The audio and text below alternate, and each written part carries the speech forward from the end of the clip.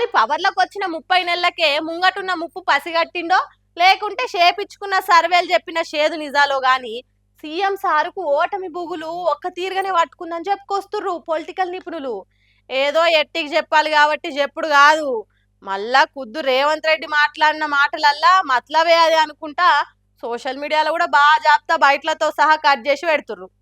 అవన్నీ సరే గాని ఇంతకు సార్ గెలవనేనేమో అన్న భయం పట్టుకుందని ఎట్లా చెప్తుర్రు అని అంటే, మరి ఇక క్షవరమైనాక వివరం తెలుసుకున్నాడు అనాలనో లేకుంటే ఇంకేమన్నా అనాలనో తెలియదు కానీ డ్యామేజ్ గట్టిన అయినాక జనాల ఇమేజ్ ఇచ్చుకపోయిందని తెలిసి వచ్చినట్టుంది సీఎం సార్కు. సర్ ముచ్చట ముంగటేసుకొని ఆయన లోపటున్న పరిశానంతా పబ్లిక్ లో చెప్పినట్టే ఊడు రేవంత్ రెడ్డి అనుకుంటా ప్రతిపక్షాలు గాలి తీస్తున్నాయి. కొడంగల్లో ఓట్లు తీసేసి నన్ను దెబ్బతీసి నడ్డిరి వాళ్ళని కుట్రలు చేస్తున్నారు అనుకుంటా ఈ తీరులో హింటించుకుంటా చిన్నగా అంటించిండు కావచ్చు అని అంటున్నారు. రాష్ట్ర స్థాయి కార్యక్రమాలల్లో నేను నిత్యం లీనమైనప్పుడు కొడంగల్లో దొంగ దెబ్బ తీయాలని కుట్ర చేస్తే మీరందరూ అప్రమత్తంగా ఉండి కొడంగల్లో కుట్రలు చేసేటోళ్ళని బొంద పెట్టాల్సిన బాధ్యత మీ మీద ఉన్నదా లేదా అని చెప్పి నేను అడగదలుచుకున్నా. అందుకే రాష్ట్ర స్థాయిలో దెబ్బతీయాలంటే పునాదిలో దెబ్బతీయాలని ఈరోజు బీఆర్ఎస్ వాళ్ళు బీజేపీ వాళ్ళు కుట్ర చేస్తున్నారు. కొడంగల్ శాసనసభ నియోజకవర్గంలో కాంగ్రెస్ కు ఓట్లు వేసిన వాళ్ళ ఓట్లు తొలగించడం ద్వారా మనల్ని దెబ్బతీయాలని ఇలా కుట్ర చేస్తున్నారు. ఈ తీరులో సార్ మాటలు ఇన్నోళ్ళుండి బెంగాల్లో మమతా బెనర్జీ, తమిళనాడులో స్టాలిన్ తీరుగా నిలబడ్డ నియోజకవర్గాలనే ఆయనతో ఓడిపోతున్నా ఏంది అని భయం పట్టుకొని కుట్ర అనుకుంటా ముందుగానే ప్రిపేర్ చేస్తున్నా అనుకుంటా అనుమానాలు బయటేస్తున్నారు కొందరు.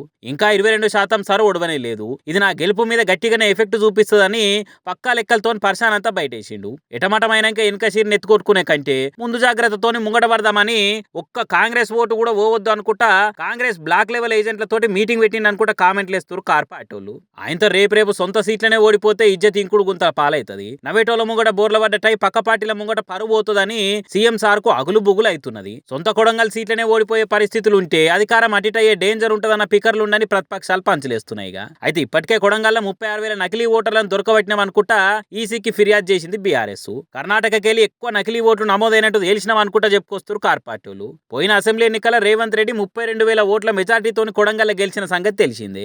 ఇప్పుడు గులాబీ పార్టీలు గుస్సా మీద పోయి ఫిర్యాదు చేసినాక కొడంగల్ గెలుపు మీద కుట్ర అనుకుంటా చక్కగా కొడంగల్కే బయలుదేరి మరీ టూరేసే కాడికొచ్చింది కథ అనుకుంటా పక్కా లెక్కలతో ఒక్క తిరగరుచుకుంటారు. మరి ఇస్తాన్న పథకాలు 6 గ్యారంటీలు హామీలు అమలు చేయంగా గ్రౌండ్ లెవెల్ ఉన్న రియాలిటీ తెలిసి ఇట్లా కుట్రకోణం కవర్ డ్రైవ్లా లేకుంటే రేపటినా నిజంగానే రిజల్ట్ అడిట్ అయితే నేను ముందుగానే మొత్తుకున్నాను ఆయన అని చెప్పుకునే తనకు పాయింట్ ఉంటుందన్న ఈ ప్రయత్నం అంతా అని అనుకుంటే అపోజిషన్ వాళ్ళు అంటున్న మాటలకి మరి కాంగ్రెస్కి వెళ్ళి మన కౌంటర్లు వస్తాయేమో చూడాలిగా. బద్నాం చేసి బట్టగాల్చి మీదేస్తే ఒక్కసారి అయితే సమాధానం చెప్తాం, 2-3 సార్లు కూడా సమాధానం చెప్పాలని చూస్తాం. ఊ అంటే తెల్లారులేసిన కాంచెలు ఇదే పంచాయతీ మోపి వేస్తుంటే ఎంతకని జవాబు చెప్పుకుంటా కూర్చుంటాం, ఎన్నిసార్లు నిరూపించుకుంటా అని ఇచ్చే గదే పనులు ఉంటాం.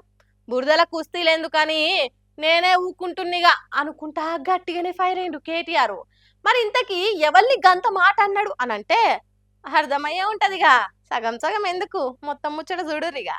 కనీసం ఒక్కసారన్న ముఖ్యమంత్రి లెక్క ప్రవర్తించు రేవంత్ రెడ్డి అని అనుకుంటా ఓపిక పోయిందిగా అన్నట్టు ఒక్క తిరిగా ఎక్సులు అరుచుకున్నాడు కేటీఆర్.